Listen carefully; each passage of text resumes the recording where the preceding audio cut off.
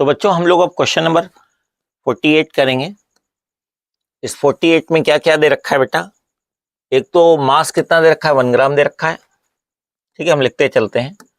मास कितना दे रखा है, 1 ग्राम। 1 ग्राम मतलब 10⁻³ kg। और चार्ज कितना दे रखा है बेटा?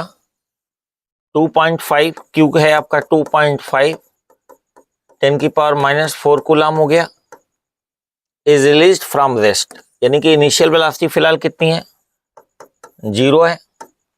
और इलेक्ट्रिक फील्ड कितनी है, इतनी 1.2 10⁻⁴ कितना 4 न्यूटन पर कूलम है। ठीक है, ये इलेक्ट्रिक फील्ड है। मास दे रखा 1 ग्राम 10⁻³ kg। क्यू कितना है, 2.5 10⁻⁴ कूलम। इनिशियल वेलोसिटी 0 है। इलेक्ट्रिक फील्ड 1.2 10⁻⁴ न्यूटन पर कूलम है। ठीक है, अगर फाइंड द इलेक्ट्रिक फोर्स चाहिए इसको, और फोर्स ऑफ ग्रेविटी चाहिए। इसके बाद ये कह रहे हैं कि can one of these forces be neglected in comparison with the other for approximate analysis. How long will it take for the particle to travel a distance of 40 centimeter? सी में कह रहे हैं कि what will be the speed of the particle, क्या होगी, है ना, इतनी 40 सेंटीमीटर की डिस्टेंस ट्रेवल करने के बाद। How much is the work done by the electric force on the particle during this period. ठीक है, तो चलो करते हैं हम लोग। क्वेश्चन ये है कि सपोज करो, मान लो इलेक्ट्रिक फील्ड क्या होगी, इस तरफ है। पहली बात तो इलेक्ट्रोस्टैटिक फोर्स कितना होगा बेटा, इसके ऊपर पहले कैलकुलेट करते हैं किसको हमें इग्नोर करना है, किसको नहीं है। तो एफ ई इलेक्ट्रोस्टैटिक फोर्स क्या होगा, क्यू ई। क्यू है आपका कितना, 2.5 10⁻⁴, और ई की वैल्यू है आपकी 1.2 10⁻⁴। तो 10⁻⁴ और 10⁻+4 मिलके क्या होगा, 10⁻0 यानी 1 हो जाएगा। 1.2 और 2.5 की मल्टीप्लाई करोगे तो क्या आ जाएगा, 3.0, है ना, न्यूटन हो जाएगा। कितना है, तो 3.0 न्यूटन के बराबर हो गया। अब एफ जी कितना है, ग्रेविटेशनल फोर्स कितना है, एम जी के बराबर। एम जी है बेटा, मास कितना है आपका, 1 ग्राम यानी 10⁻⁻3। जी की वैल्यू कितनी ले लेते हैं, चलो 9.8 है। ठीक है, यानी कि 9.8 10⁻⁻3 न्यूटन। साफ दिख रहा है कि इसके कंपैरिजन में ये 3 न्यूटन क्या है, बड़ा है। ठीक है, तो clearly F G is very small than F E. So since Fg is very small than Fe, so we can ignore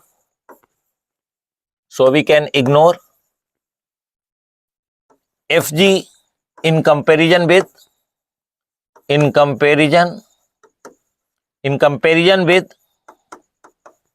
Fe।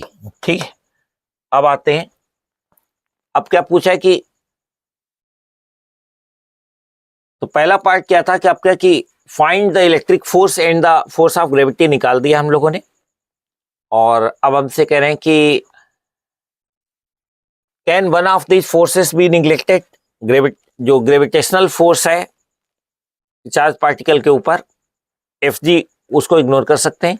B part है, how long will it take for the particle to travel a distance of this. ठीक है, तो इसमें क्या करना है कि कह रहे कि बी पार्ट में, ए पार्ट था आपका, बी पार्ट में कि डिस्टेंस जो है 40 सेंटीमीटर मतलब 0.40 मीटर कवर करने में कितना इसको टाइम लग जाएगा। ठीक है कि नहीं, तो लिखा है कि how long will it take. ठीक है कि नहीं, how long will it take मतलब टाइम पूछा गया है। और इसके लिए हमें एक्सेलरेशन की जरूरत पड़ेगी। एक्सेलरेशन क्या होगी, एफ ई अपॉन एम। देखो ग्रेविटेशनल फोर्स एफ जी को तो इग्नोर ही कर दिया आप, जो डोमिनेटिंग फोर्स है, जो लार्जर फोर्स है वो क्या है, एफ ई है। तो एक्सेलरेशन क्या होगा, F E upon M. F E आपने कितना निकाला था, 3 न्यूटन, और मास कितना था आपका 1 ग्राम, यानी कि 1 × 10⁻⁻3 ऊपर जाएगा, क्या होगा 3 10⁻³ मीटर पर सेकेंड स्क्वायर हो गया आपका। ठीक है, आपको पता है बेटा कि S इक्वल टू कितना होता है, UT प्लस हाफ AT² होता है। तो हम लोग क्या करेंगे कि यहाँ पे S की वैल्यू कितनी डाल देंगे बच्चों, 0.40। U क्या है, 0 × T प्लस हाफ, A की वैल्यू क्या है 3 10⁻³ हो गई, इंटू कितना है T²। ठीक है, तो ये तो 0 हो गया, तो 2 से मल्टीप्लाई करो क्या होगा 0.8 डिवाइडेड बाई क्या होगा 3 10 की पावर 3 हो गया, है ना, इक्वल टू कितना है टी स्क्वायर। तो यानी कि टी स्क्वायर इक्वल टू कितना होगा 10 की पावर 3 ऊपर जाएगा, तो ये हो जाएगा आपका टी स्क्वायर 10 की पावर 3 -3 होगा, तो 8 10 की पावर क्या होगा -4 डिवाइडेड बाई क्या होगा 3 हो गया बेटा। तो टी की वैल्यू क्या हो जाएगी आपकी, इस टी की वैल्यू क्या होगी अंडर रूट में 8/3 और 10 की पावर -4 हो गया। तो 8/3 कितना हो जाएगा आपका, डिवाइड कर लोगे 3 से 8 को डिवाइड करो, 3 2 6 हो गया, ठीक है, 2 हो गया, डेसिमल 0 3 6 18 3 6 18, तो कितना हो गया अंडर रूट 2.666, ठीक है, 10 की पावर -4 है। इस 2.66 का अगर आप स्क्वायर रूट निकालोगे बच्चों तो क्या होगा 1.6 के आसपास करीबन होगा लगभग, और ये हो गया आपका 2.666 दैट इज 1.63, ठीक है, 1.63 10 की पावर -4 का क्या होगा -2, ये चीज क्या आ गया आपका सेकेंड, इतना टाइम आ गया, ठीक है बेटा। अब आते हैं हम लोग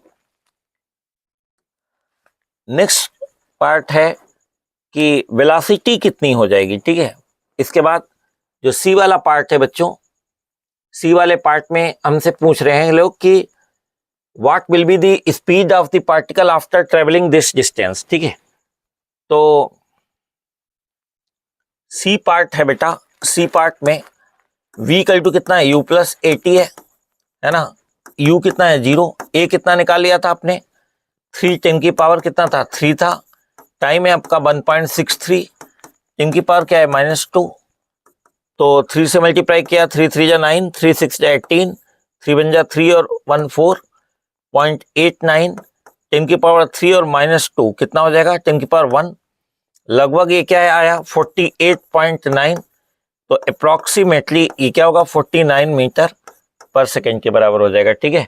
इसके बाद अब ये क्या कैलकुलेट करने के लिए बेटा कह रहे हैं कि how much is the work done by the electric force on the particle during this period, इतने टाइम में वर्क डन कितना इलेक्ट्रोस्टैटिक फोर्स ने किया होगा बच्चों। तो डी वाले पार्ट में क्या होगा W इक्वल टू कितना हो जाएगा फोर्स Fs, ठीक है, इंटू कॉस 0, तो जिधर फोर्स लग रहा है उधर ही क्या होगा डिस्प्लेसमेंट होगा।